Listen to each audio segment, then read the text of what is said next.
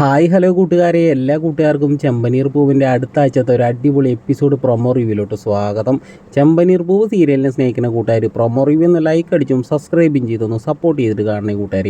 അങ്ങനെ നമ്മുടെ രവിയേട്ടനാണെങ്കിൽ ഭൂലോക ഫ്രോഡായിട്ടുള്ള സുധീനെ ആണെങ്കിൽ കട്ടയ്ക്ക് കൂടെ നിന്ന് സപ്പോർട്ട് ചെയ്ത ചന്ദ്രമതിയോട് 4 വർത്തമാനവും പറഞ്ഞിട്ട് രവിയേട്ടൻ മുകളിലത്തെ നിലയിലേക്ക് പോകാൻ കോണിപ്പൊടി കയറാൻ വേണ്ടി നിൽക്കുന്ന സമയത്ത് ചന്ദ്രമതി ആണെങ്കിൽ തടസ്സം നിൽക്കാനോട്ടോ. രവിയേട്ടാ പൂവല്ലേ രവിയേട്ടാ, ഞാൻ പറയണമെന്ന് കേക്ക് രവിയേട്ടാന്നൊക്കെ പറയണ സമയത്ത് രവിയേട്ടനാണെങ്കിൽ പൊട്ടിത്തെറിച്ചുകൊണ്ട് ചന്ദ്രമതി പറയാണ്, ചന്ദ്രേ, നിന്റെ കൂടെ കഴിയാൻ സത്യം പറഞ്ഞാൽ എനിക്ക് പേടിയാവുക. നീ നിന്റെ മകന് വേണ്ടിയിട്ട് ഒരു പക്ഷേ എന്നെ കൊല്ലാൻ വരെ നീ മടിക്കില്ല. സത്യം പറഞ്ഞാൽ എനിക്ക് നിന്റെ കൂടെ ജീവിക്കാൻ വരെ പേടിയാണ് ചന്ദ്രേന്ന് നമ്മുടെ രവിയേട്ടനാണെങ്കിൽ കരഞ്ഞുകൊണ്ട് പറയണ സമയത്ത് ചന്ദ്രമതി ആകെ മൊത്തം ഞെട്ടുകയാണ് കേട്ടോ.